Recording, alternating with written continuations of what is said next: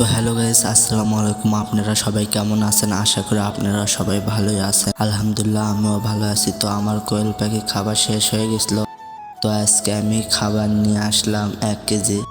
তো এই খাবারের নাম হচ্ছিল সোনালি। তো মূলত আমি এখন এই খাবারটাই ব্যবহার করি। এই খাবারের দাম 70 টাকা কেজি। তো খাবার তো দেখতেই পাচ্ছেন। তো আমি কোয়েল পাখিকে খাবার দেওয়ার জন্য অল্প একটু খাবার গুঁড়ো করে নেব। তো আমি সব সময় কাঠের উপরে খাবার গুঁড়ো করি। তো আমার একটি ছোট পাথর আছে, যে পাথর, তো এই পাথর দিয়ে আমি গুঁড়ো করি।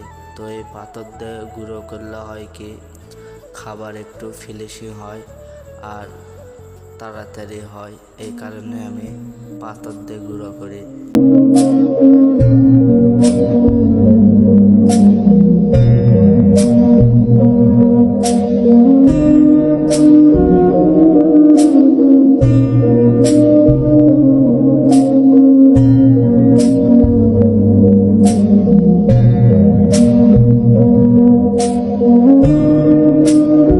তো আপনারা দেখতেই পাচ্ছেন আমার খাবার গুঁড়ো করা শেষ। তো এগুলো আমি এখন কোয়েল পাখিকে খেতে দেবো।